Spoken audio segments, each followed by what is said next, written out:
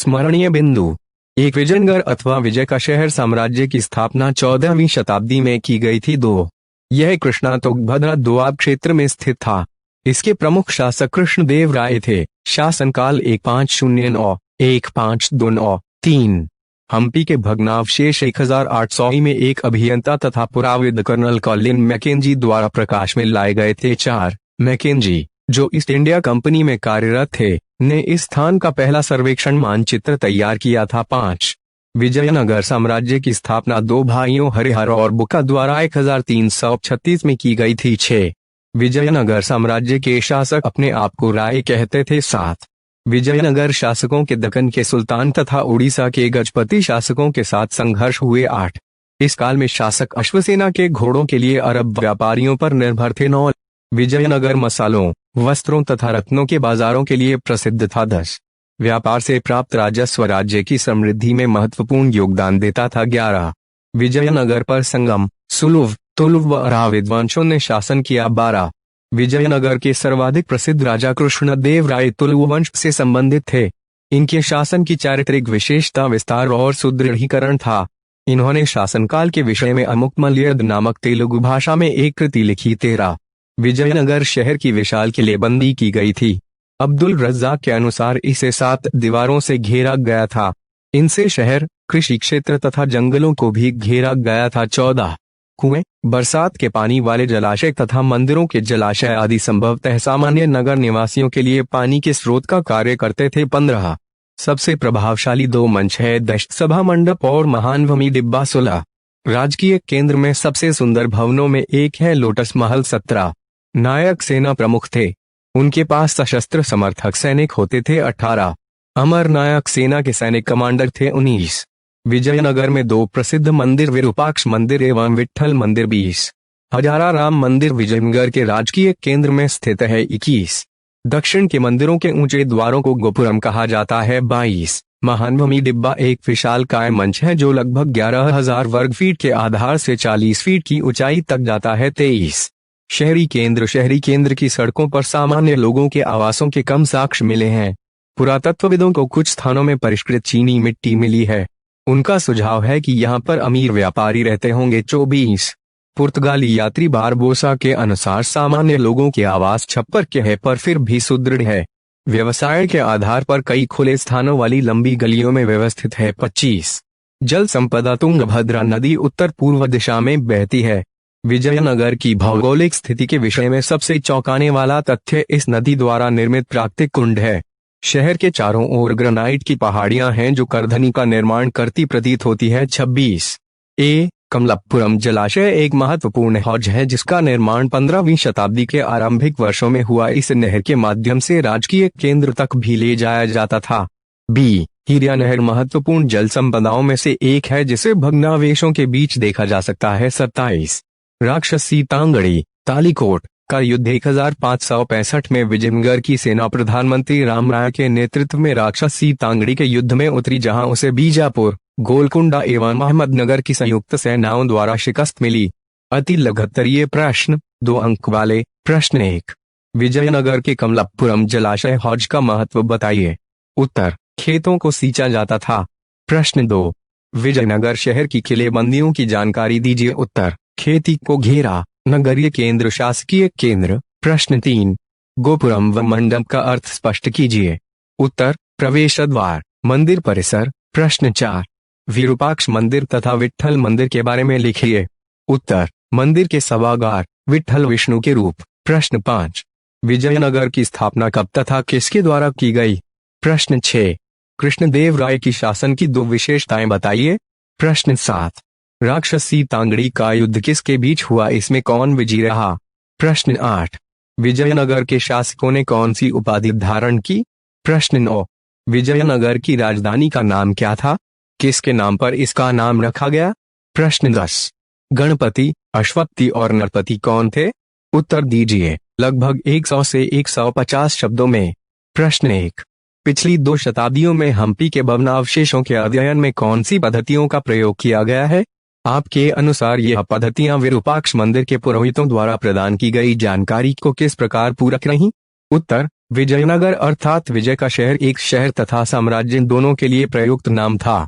विजयनगर साम्राज्य की स्थापना 1336 ईशून्य में हरिहर तथा बुक्काराय नामक दो भाइयों ने की थी। 1565 ईशून्य में तालीकोटा के युद्ध के परिणाम स्वरूप होने वाली भयंकर लूटपाट के कारण विजयनगर निर्जन हो गया था। 17वीं-18वीं शताब्दियों तक पहुंचते पहुंचते यह नगर पूरी तरह से विनाश को प्राप्त हो गया। फिर भी कृष्णा तुंगभद्री दोआब क्षेत्र के निवासियों की स्मृतियों में यह जीवित बना रहा। उन्होंने इसे हम्पी नाम से याद रखा। आधुनिक कर्नाटक राज्य का एक प्रमुख पर्यटन स्थल है, जिसे 1976 ईशून्य में राष्ट्रीय महत्व के स्थान के रूप में मान्यता मिली। हम्पी के भग्नावशेषों के अध्ययन में पिछली 2 शताब्दियों में अनेक पद्धतियों का प्रयोग किया गया है। हम्पी के भग्नावशेषों के अध्ययन में सर्वप्रथम सर्वेक्षण विधि का प्रयोग किया गया। 1800 ईशून्य में ब्रिटिश ईस्ट इंडिया कंपनी की सेवा में नियुक्त एक अभियंता एवं पुराविद कर्नल कॉलिन मैकेंजी द्वारा हम्पी के भग्नावशेषों की ओर ध्यान आकर्षित किया गया। उन्होंने इस स्थान का पहला सर्वेक्षण मानचित्र बनाया। कालांतर में छाया चित्रकारों में हम्पी के भवनों के चित्रों का संकलन प्रारंभ कर दिया। 1856 ईशून्य में अलेक्जेंडर ग्रनीलो ने हम्पी के पुरातात्विक अवशेषों के पहले विस्तृत चित्र लिए। इसके परिणाम स्वरूप शोधकर्ता उनकी अध्ययन करने में समर्थ हो गए। हम्पी की खोज में अभिलेखकर्ताओं ने भी महत्वपूर्ण योगदान दिया। अभिलेखकर्ताओं ने 1836 ईशून्य से ही यहाँ और हम्पी के मंदिरों से दर्जनों अभिलेखों को एकत्र करना प्रारंभ कर दिया था। हम्पी के भग्नावशेषों के अध्ययन में विदेशी यात्रियों के वृत्तांतों का भी अध्ययन किया गया। इतिहासकारों ने इन स्रोतों का विदेशी यात्रियों के वृत्तांतों और तेलुगु, कन्नड़, तमिल एवं संस्कृत में लिखे गए साहित्य से मिलान किया। इनसे उन्हें साम्राज्य के इतिहास के पुनर्निर्माण में महत्वपूर्ण सहायता मिली। 1876 ईशून्य में जेट-F0 फ्लीट ने पुरास्थल के मंदिर की दीवारों के अभिलेखों का प्रलेखन प्रारंभ किया। विरूपाक्ष मंदिर के पुरोहितों द्वारा प्रदत्त सूचनाओं की पुष्टि। निसंदेह ये पद्धतियां विरूपाक्ष मंदिर के पुरोहितों द्वारा प्रदत्त सूचनाओं की पूरक थीं। उल्लेखनीय है कि मैकेंजी द्वारा प्राप्त प्रारंभिक जानकारियां विरूपाक्ष मंदिर और पंपा देवी के मंदिर के पुरोहितों की स्मृतियों पर आधारित थीं। उदाहरण के लिए स्थानीय परंपराओं से पता चलता है कि तुंगभद्रा नदी के किनारे से लगे शहर के उत्तरी भाग की पहाड़ियों में स्थानीय मातृदेवी पंपा देवी ने राज्य के संरक्षक देवता और शिव के एक रूप विरूपाक्ष से विवाह के लिए तपस्या की थी। विरूपाक्ष पंपा की तपस्या से प्रसन्न होकर उनके सामने प्रकट हुए और उन्हें हेमकूट में आने का निमंत्रण दिया। परिणय सूत्र में बंध जाने के बाद पंपा ने विरूपाक्ष से अनुरोध किया कि उस स्थल का नामकरण उनके नाम के आधार पर किया जाए। विरूपाक्ष ने अनुरोध मान लिया और तब से इस स्थल का नाम पंपा हो गया। हम्पी इसका बदला हुआ स्थानीय नाम है। आज भी प्रतिवर्ष विरूपाक्ष मंदिर में इस विवाह समारोह का आयोजन अत्यधिक धूमधाम से किया जाता है। ऐसा प्रतीत होता है कि चिरकाल से यह क्षेत्र अनेक धार्मिक मान्यताओं से संबद्ध था। विद्वान इतिहासकारों का विचार है कि विजयनगर के स्थान का चुनाव वहां विरूपाक्ष और पंपा देवी के मंदिरों के अस्तित्व से प्रेरित होकर ही किया गया था। हमें याद रखना चाहिए कि विजयनगर के शासक विरूपाक्ष देवता के प्रतिनिधि के रूप में शासन करने का दावा करते थे। विजयनगर के सभी राजकीय आदेशों पर सामान्यतः कन्नड़ लिपि में श्री विरूपाक्ष लिखा होता था। समकालीन स्रोतों से पता लगता है कि विजयनगर के शासक हिंदू सूरत राणा की उपाधि धारण करते थे, जो देवताओं से उनके घनिष्ठ संबंधों की परिचायक थी। प्रश्न 2। विजयनगर की जल आवश्यकताओं को किस प्रकार पूरा किया जाता था? उत्तर: विजयनगर की जल आवश्यकताओं को मुख्य रूप में तुंगभद्रा नदी से निकलने वाली धाराओं पर बांध बनाकर पूरा किया जाता था। बांधों से विभिन्न आकार के हौजों का निर्माण किया जाता था। इस हौज के पानी से न केवल आसपास के खेतों को सींचा जा सकता था, बल्कि इसे एक नहर के माध्यम से राजधानी तक भी ले जाया जाता था। कमलापुरम जलाशय नामक हौज सबसे महत्वपूर्ण हौज था। तत्कालीन समय के सर्वाधिक महत्वपूर्ण जल संबंधी संरचनाओं में से एक हीरिया नहर के भग्नावशेषों को आज भी देखा जा सकता है। इस नहर में तुंगभद्रा पर बने बांध से पानी लाया जाता था और इस धार्मिक केंद्र से शहरी केंद्र को अलग करने वाली घाटी को सिंचित करने में प्रयोग किया जाता था। इसके अलावा झील, कुएं, बरसत के पानी वाले जलाशय तथा मंदिरों के जलाशय सामान्य नगरवासियों के लिए पानी की आवश्यकताओं को पूरा करते थे। प्रश्न 3।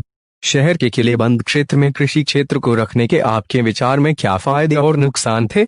उत्तर: विजयनगर शहर की एक महत्वपूर्ण विशेषता इसकी विशाल एवं सुदृढ़ किलेबंदी थी। किलेबंदी की सर्वाधिक महत्वपूर्ण विशेषता यह थी कि इनसे केवल शहर को ही नहीं अपितु खेती के कार्य में प्रयोग किए जाने वाले आसपास के क्षेत्र और जंगलों को भी घेरा गया था। अब्दुल रज्जाक के विवरण से भी किलेबंद कृषि क्षेत्रों की पुष्टि होती है।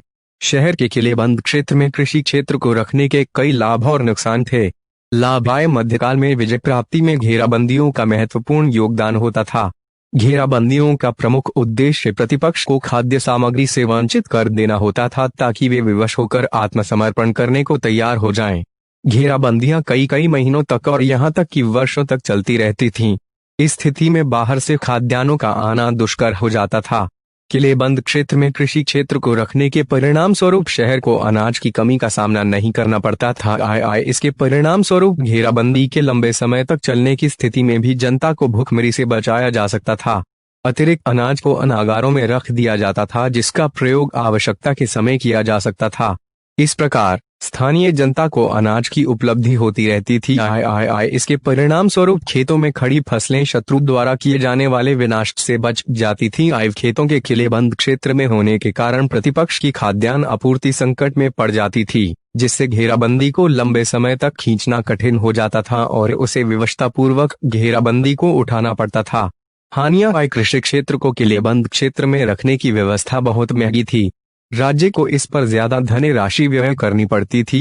किलेबंद क्षेत्र में कृषि क्षेत्र होने के परिणाम स्वरूप घेराबंदी की स्थिति में बाहर रहने वाले किसानों के लिए खेतों में काम करना कठिन हो जाता था। घेराबंदी की स्थिति में कृषि के लिए आवश्यक बीज, उर्वरक, यंत्र आदि को बाहर के बाजारों से लाना प्रायः कठिन हो जाता था। यदि शत्रु किलेबंद क्षेत्र में प्रवेश करने में सफल हो जाता था तो खेतों में खड़ी फसल उसके विनाश का शिकार बन जाती थी।